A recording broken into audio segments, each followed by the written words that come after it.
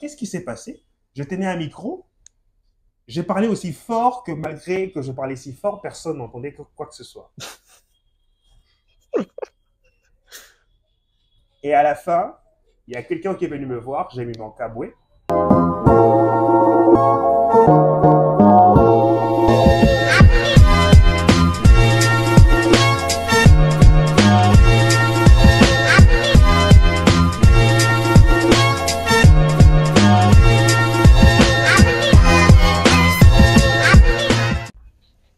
Bonjour Fortune, Bonjour Marc, j'espère que tu vas bien. je veux bien et toi? Oui, ça va, Dieu fait grâce. On se retrouve aujourd'hui pour cette émission, l'interview.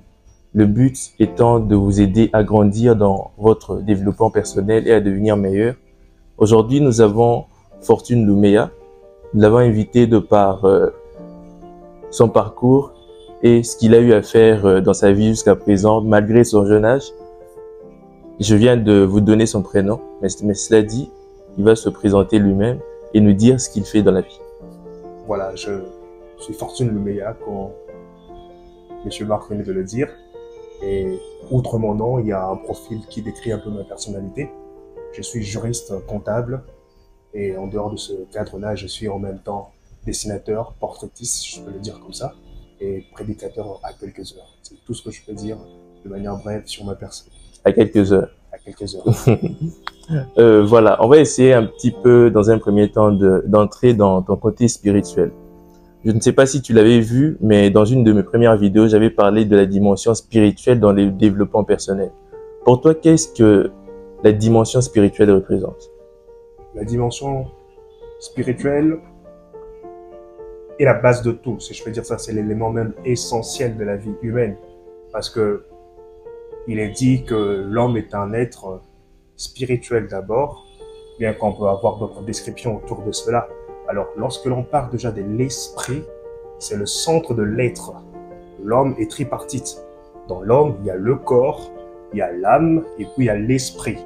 Mais la base, la partie ou bien la composante principale dans l'être de l'homme, c'est l'esprit, parce que c'est l'esprit qui dicte tout, c'est l'esprit qui influence tout, c'est l'esprit qui commande tout. Bien que de certaines manières, on peut retrouver aussi certains moments où l'âme ou le corps peut prendre le dessus par rapport à certains aspects, mais l'élément central, c'est l'esprit. Et la dimension spirituelle compte énormément dans le développement personnel. Justement, j'allais te poser une question qui est liée à ce que tu viens de dire à la fin. Comment tu penses qu'on peut lier la dimension spirituelle au développement personnel? Alors, le développement personnel, la dimension spirituelle, je vais rejoindre ce que je viens de dire tout à l'heure, en disant que l'homme est tripartite et que l'élément principal que l'on peut identifier comme étant le moteur ou bien la pièce principale dans cet être tripartite, c'est l'esprit. Et le développement personnel d'une part et de l'autre côté la dimension spirituelle, je dis que le développement spirituel passe d'abord par l'épanouissement de la dimension spirituelle. Pourquoi je le dis? C'est parce que un homme qui a un esprit épanoui peut facilement avoir son développement personnel. Je suis même tenté de dire qu'un homme qui a un esprit épanoui est dans le développement personnel. Parce que justement, c'est l'épanouissement de l'esprit qui fait en sorte qu'on a un sens développé de la vie, qu'on sait aborder les choses, qu'on sait s'ouvrir au monde, qu'on sait exploiter notre environnement. Tout ça, ça commence d'abord par l'esprit, la façon de réfléchir, la façon dont on conçoit le monde. Ça commence par l'esprit et c'est déjà un grand pas vers le développement personnel. Un esprit épanoui et un développement personnel, ça va un peu de pair. Déjà, dans la dimension spirituelle, l'élément central, c'est Dieu. Le Dieu avec le grand D, lui qu'on est chrétien, moi et toi. Alors, comment Dieu impacte directement notre développement personnel? Alors, Dieu impacte notre développement personnel. Je dirais même que c'est Dieu qui est censé être à la base de notre développement personnel. Parce qu'aujourd'hui, nous sommes dans un monde où je sais pas comment le dire, mais c'est tout le monde qui veut un peu être savant aux yeux de tous. Et chacun apporte une théorie selon laquelle je peux t'aider dans ton développement personnel. La meilleure personne qui est censée nous aider dans le développement personnel, c'est Dieu. Pourquoi? Parce que Dieu est comme cet inventeur et qui nous a créés pour un but précis et connaît comment nous faire parvenir à ces buts-là. Et c'est pour ce faire, lorsque Dieu agit en nous, dans ce développement personnel, il ne fera que nous conduire pour ce pourquoi il nous a créés. Et c'est ainsi que le développement personnel, chez nous chrétiens, Dieu participera essentiellement à nous guider vers quoi il nous a créés, chose qu'un homme ne peut pas maîtriser.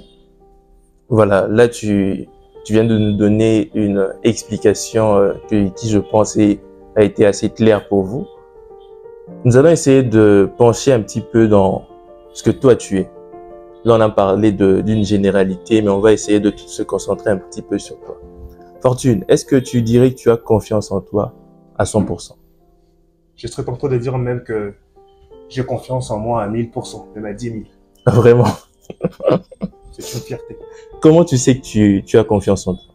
C'est parce que j'ai la plus belle compagnie qui puisse être. Ah, là, je pense que vous l'avez deviné, il parle de Dieu, c'est ça? De Dieu. Bien évidemment. Peux-tu nous raconter comment tu as fait pour atteindre ce niveau de confiance en toi? Ah, ça, c'est un long parcours, hein. C'est un long parcours parce que il y a une étape qui se retrace au travers de ma vie païenne.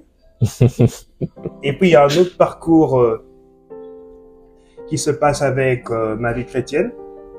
La vie païenne, ça se résume par le fait que j'aime beaucoup le rap. Ok. Alors, cette confiance en soi est venue avec le rap, avec quelques chansons que j'écoutais. Et puis, des films. D'accord. Je suis un grand cinéphile. Et là, je connais Kiefer Sutherland qui a interprété le rôle de Jack Bauer. C'est sa philosophie qui a inspiré une confiance en moi. Et à part ça, j'aime beaucoup les philosophes. C'est eux qui m'ont inspiré. Alors, les grands philosophes m'ont aidé à prendre conscience de qui je suis, ce que je peux et ce que je ne peux pas. Alors, cet environnement-là, je connais ce que je peux. Je me renforce dans ça.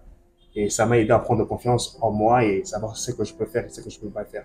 Et dans la vie chrétienne, c'est Dieu. C'est Dieu. Dieu m'a révélé mes faiblesses. Il le fait encore jusqu'à ce jour. Il me révèle mes imperfections. Il me révèle mes points forts, le point fort de ma personnalité. C'est pourquoi tout à l'heure nous avons dit que Dieu est la meilleure personne qui peut nous conduire vers le développement personnel. Il me révèle ce que je peux faire, ce à quoi je suis doué, ce que je peux mieux faire.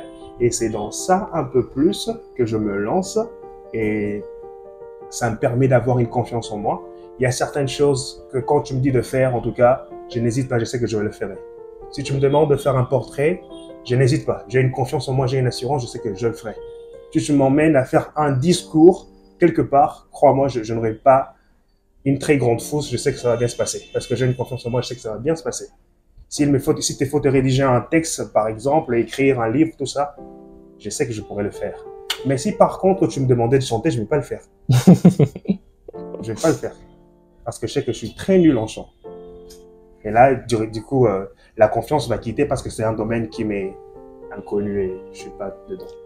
Mais là, tu soulèves un truc important. Tu veux dire que la confiance dépend aussi de différents domaines dans lesquels on exerce. Oui. D'accord. Tu viens de parler de discours. J'ai entendu ce que tu as dit par rapport à tout cela. Et ça me ramène un peu à ce que je fais aussi au quotidien, l'art oratoire. Déjà, il faudrait savoir que pour entrer dans ce domaine, c'est parti d'une difficulté, ma peur de parler en public. Et au fur et à mesure, j'ai travaillé sur moi. Aujourd'hui, la peur, elle est toujours là, mais cela dit, il y a une grande différence parce que aujourd'hui, j'arrive quand même à m'exprimer mieux, à faire des conférences, tout ça, tout ça. Donc, dans ta confiance en toi, que tu mets au summum un petit peu, est-ce que tu as toujours peur de parler en public? Il m'arrive toujours, souvent, et même je dirais peut-être à chaque fois, avant de parler en public, d'avoir toujours peur. Parce que on ne maîtrise jamais la foule. Il y a toujours eu cette peur-là, qui est une sorte d'ambiance, parce qu'on se demande en soi comment ça va se passer. Je sais que je sais parler en public. Je sais que ça pourrait plaire au public ma façon de parler. Mais vu que c'est un nouveau contact, c'est quelque chose que j'expérimente une fois de plus, je ne peux pas forcément me baser sur les expériences passées. Il y a toujours cette peur-là. Mais au bout d'un moment, quand on va prendre parole, il y a toujours le premier contact avec la foule, avec le public. Et dès que ces premiers contacts-là arrivent, ça se passe bien. Et puis on va couler, tout va bien se passer. Et à la fin, on va se dire, mais pourquoi j'avais peur? Mais, comme je te l'ai dit, la confiance. La confiance, ça dépend en soi de ce dont tu es déjà habitué à faire et ce que tu es capable de faire, ce qui est possible d'être fait. Ça, c'est aussi la confiance. Par exemple, peu importe la confiance que tu as en toi, si je te demandais de sauter d'un immeuble de 100 étages, tu ne le feras jamais. Peu importe. C'est un super exemple, ça. Tu le feras jamais parce que tu sais, évidemment, que c'est impossible que tu survives avec un tel saut. Mais par exemple, quand c'est une sorte d'auteur de 50 cm, même de 1 mètre, tu le feras. Parce que tu sais que l'impact ne sera pas nuisible à ta personne. Alors, peu importe la confiance que tu as, la confiance, elle est toujours canalisée sur ce que je peux faire, sur ce qui est possible d'être fait. C'est un peu ça que je peux dire. Et en ce qui concerne l'art oratoire, même là, par exemple, avant de prendre parole, mon cœur battait fort. Mon cœur battait fort. Et chaque personne qui exerce son art oratoire, en tout cas, il y a cette façon-là de développer des astuces qui te permettent d'être à l'aise lorsque tu dois commencer. Et surtout, moi, je me dis toujours que la peur, c'est au début. Une fois qu'on embrasse la chose, ben, on coule sans hésitation et tout se passe à merveille. Voilà, là tu viens de nous partager un petit peu le fait que tu aies de l'expérience dans tout cela. Mais est-ce que tu peux nous raconter une histoire? Je sais que tu prêches. Tu peux nous raconter une fois où, avant de monter, d'être devant la chaire, où tu avais senti une certaine peur, mais cela dit, ça s'était bien passé, ou soit ça s'était mal passé. Il faut pas juste raconter les bonnes histoires. Des fois aussi, il faut montrer que même les hommes qui ont beaucoup d'expérience vivent aussi de moments difficiles. Est-ce que tu as une histoire que tu peux nous raconter? Alors voilà. Malheureusement, c'est une mauvaise expérience. Alors, ça s'est pas super bien passé, si je peux le dire comme ça. Pourquoi? La première fois que je montais pour la chaire, c'était avec un homme de Dieu, Jonathan Okito. Alors, c'était un service qu'il organisait et moi, je devais prendre la parole en tant que modérateur et puis conduire la prière. C'était la toute première fois que je devais monter sur la chaire. Alors, comment ça se passait? Alors, j'avais confiance en moi. Je savais que j'avais prié ce jour-là, j'ai passé des moments de jeûne, j'étais oint. Mais l'onction, le spirituel, comme je l'ai dit au début de cette émission en disant qu'il y a quelque peu où le physique prend un peu le dessus. Parce que peu importe le bagage spirituel, l'onction que tu as, lorsqu'il faut parler, c'est pas l'esprit qui a la plénitude, c'est le corps. On a besoin d'une bouche, on a besoin d'un corps. Et si ce corps-là est un peu angoissé, si l'âme n'est pas assez motivée, on ne sait pas bien faire de choses, il n'y aura pas une bonne expérience. Alors, ce qui fait que lorsque je me suis tenu là pour parler, et parce que même quand on modère, il faut d'abord parler et puis dire aux gens, même des intentions de prière, on a besoin de parler. Qu'est-ce qui s'est passé? Je tenais un micro, j'ai parlé aussi fort que malgré que je parlais si fort, personne n'entendait quoi que ce soit. Et à la fin, il y a quelqu'un qui est venu me voir, j'ai mis mon cabouet, une amie, pour me dire, tu parlais mais on n'entendait rien. On n'entendait rien de ce que tu disais. Parce que tu criais. Déjà, ta voix porte, il y avait beaucoup de baffes, et il y avait un micro qui portait. Tu criais qu'on n'entendait rien. On priait simplement parce que tu disais de battre les mains. Et quand on battait les mains, on comprenait que... quand tu disais battez les mains, là, on comprenait au moins que nous devons prier. Sauf qu'elle m'a dit clairement, moi, pour mon compte, je ne priais pas par rapport à tes directives, mais je priais par rapport aux intentions des prières que le Saint-Esprit m'a données parce que j'ai entendu ce que tu disais. Aujourd'hui, comment tu prends cette histoire? Est-ce que ça t'impacte négativement ou positivement? Ça m'impacte négativement et positivement. Négativement, je commence d'abord négativement parce que négativement, j'avais un excès de confiance. Parce que j'ai connu ça. Un excès de confiance en me disant que bon, ça y est, je vais prier, je me suis préparé. Le Saint-Esprit est avec moi, ça va aller. Écoutez, il y a une vérité, c'est que le Saint-Esprit ne fera jamais tout pour nous. Si le Saint-Esprit fera tout pour nous, alors on ne devait pas aller à l'école. On ne devait pas aller à l'école, c'est par l'onction du Saint-Esprit qu'on allait apprendre la chimie, la biologie, la physique et les sciences mathématiques. Mais si on part à l'école, c'est parce que le Saint-Esprit qui nourrit l'esprit, on a aussi besoin du corps, et le corps est un peu plus nourri par les hommes, par notre environnement. Et nos professeurs ne sont pas tous des spirituels, ni des religieux, ni des prêtres. Ce sont des personnes qui ont étudié. C'est pas nous si nous devons étudier. Alors, Le négatif, c'est que j'avais un excès de zèle. Je me croyais déjà être à bon port pour pouvoir me tenir devant une foule et puis parler. Ça s'est pas bien passé. Et puis le côté positif, c'est que j'ai quand même fait un pas. J'ai quand même fait un pas de braver cette peur-là parce que j'avais l'envie de parler en public, l'envie de me tenir devant les gens. Mais cette peur-là, elle était cette sorte de montagne que je n'arrivais pas à gravir. Et que le fait de me tenir déjà devant les gens, bien que ça s'est super pas bien passé, il y avait de failles, mais je me suis dit déjà que c'était un pas. Après, suite aux reproches de gens, suite aux critiques, et moi-même quand j'ai encore entendu cette fameuse prestation qui n'était faite que de bruit, je n'entendais même pas ma parole, je me suis dit il faut arranger ça et ça. Et voilà, je me suis dit que je vais commencer à partir du niveau 0 et puis aller progressivement jusqu'à faire du progrès. C'est là le bon côté de la chose. Tu as su voir l'échec, Ouais. le regarder en face et par la suite voir ce qu'il faut améliorer. C'est ce que chacun de nous doit essayer de faire. Voir ce qui n'a pas fonctionné, essayer de travailler sur ça.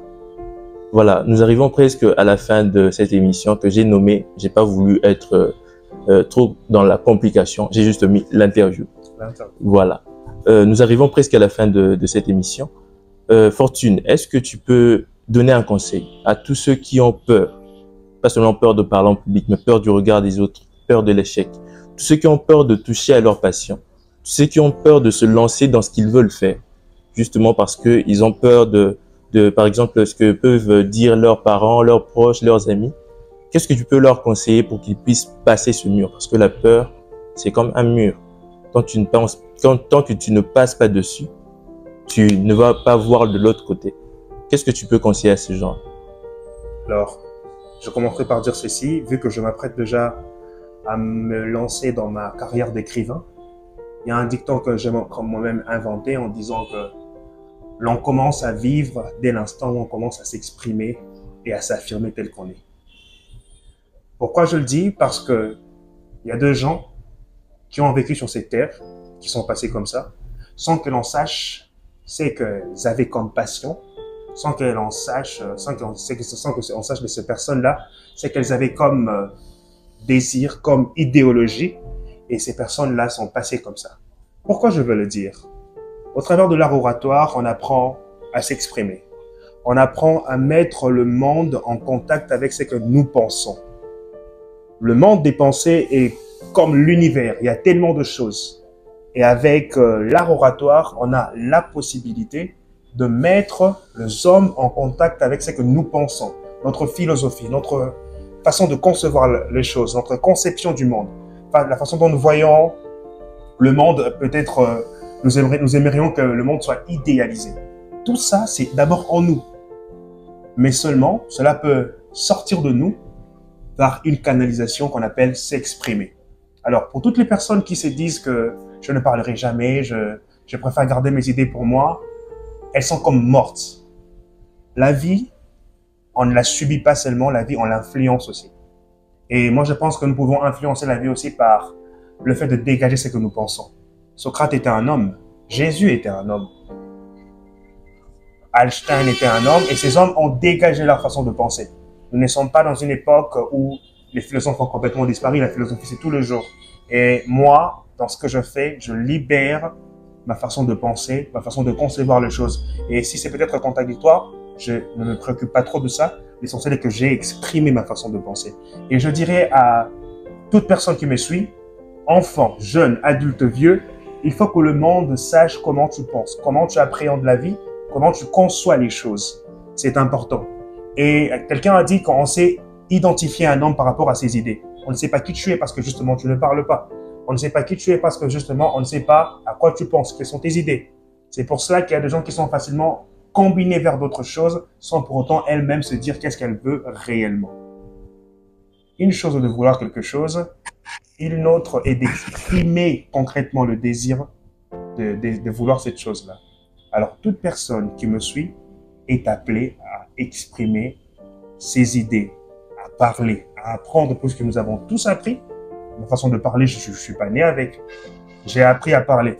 J'ai dit la, ma, c'est venu. C'est venu quand j'étais petit. Et avec le temps, on a progressé jusqu'à ce que je commence à réciter l'alphabet, les mots, tout ça, que je sache lire.